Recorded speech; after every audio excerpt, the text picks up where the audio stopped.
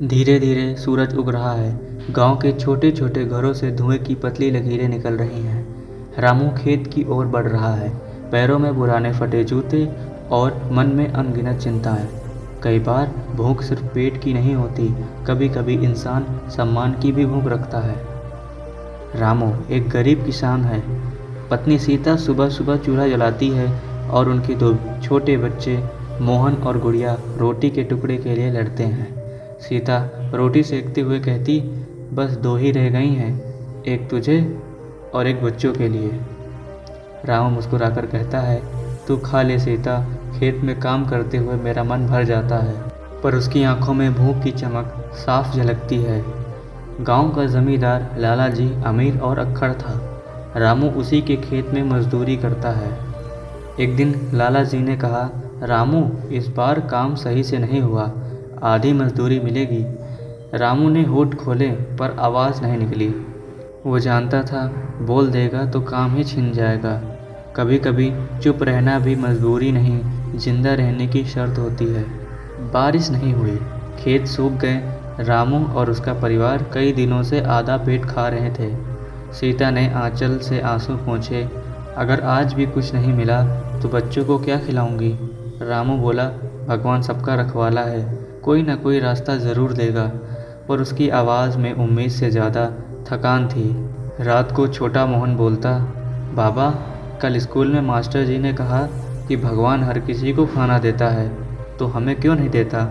रामू ने धीरे से उसका सर सहलाया, क्योंकि बेटा शायद भगवान चाहता है कि हम भी किसी और के भगवान बने। वो वाक्य मोहन की आंखों में चमक गया, पर रामू की आंखों में आंसू आ गए। अगले दिन गांव में मेला लगा। हर कोई कुछ न कुछ खरीद रहा था।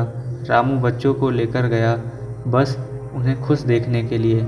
गुड़िया ने गुब्बारा मांगा पर पैसे नहीं थे। रामू ने मुस्कुराकर कहा, देख बेटा, आसमान में वो जो गुब्बारा है वही हमारा है। बच्ची खिलखिला पड़ी और उसी हंसी में रामू की आंखें भीग गईं। घर लौटकर सीता ने थाली में एक अधूरी रोटी रखी, बस इतनी ही बची है। रामू ने रोटी दो हिस्से में बांट दी, एक हिस्सा बच्चों के लिए, एक तेरे लिए। सीता बोली, और तेरा? रामू ने मुस्कुराकर कहा, मेरा हिस्सा तो तुम्हारी मुस्कान में है। वह झूठा वाक्य था पर कितना मीठा। रात को सब सो गए। रामू बाहर आंगन में लेटा था। उसके सिरहाने वही अधूरी रोटी का टुकड़ा रखा था।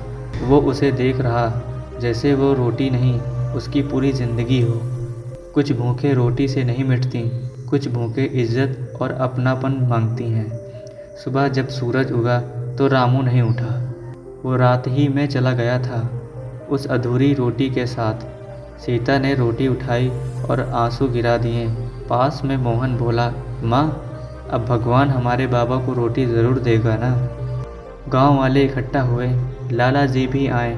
उन्होंने पहली बार किसी मजदूर की लाश पर सिर झुकाया। उस दिन से गांव के मंदिर में रोज़ भोजदान शुरू हुआ।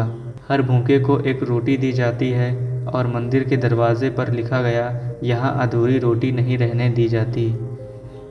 इंसान मर सकता है पर उसकी भूख नहीं। इंसानियत की भूख कभी नहीं मरती।